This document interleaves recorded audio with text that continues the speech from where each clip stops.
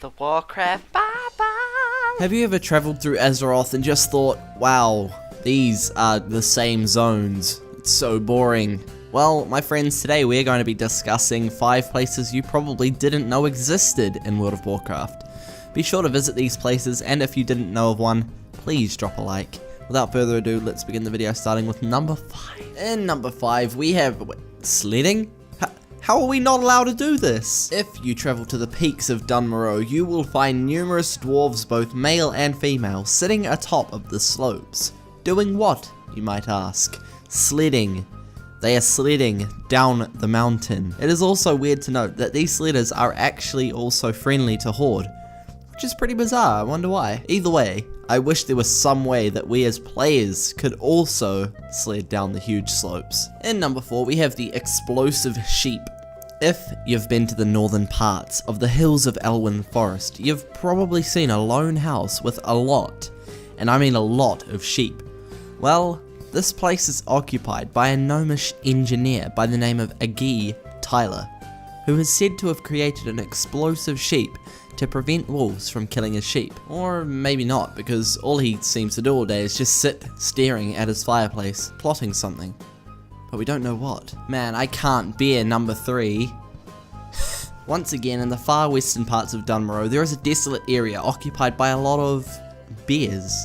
More specifically, bears climbing trees? In the branches of an adjacent tree shelter Anton and Jermaine Bucky, the 2 dwarfs that were chased out of their camps. With one bear halfway up the trunk, their future doesn't look very promising. It's weird. It's a very, very weird place. In number 2, we have the Whirlpool. In case you missed it, there is a ginormous whirlpool, essentially at the start of Darkshore, that has been placed there specifically for the curious people that wonder what it would be like to jump into said whirlpool. Well, if you're one of those sort of players, you would have noticed that if you jump into the whirlpool, there is a short cutscene that occurs that then transports you into some form of cavern occupied by 2 characters, a night elf and a demon hunter, that if you kill, unlocks a quest that you can complete for a nice little achievement. So if you're a curious player, I would highly suggest making your way to the Darkshore Whirlpool. Finally, in number 1, we have the Critter Warzone. I doubt any of you, apart from the highly explorative individuals, have explored the furthest parts of Mulgore, specifically the transition to Desolus from Mulgore. But if you have, you would have noticed the gargantuan critter battlefield with prairie dogs holding a sword and equipped with a helmet, and rabbits equipped with their bare skin but a large axe held within its mouth. If you stay around long enough, you will be able to witness this battle of the century. I would highly suggest it.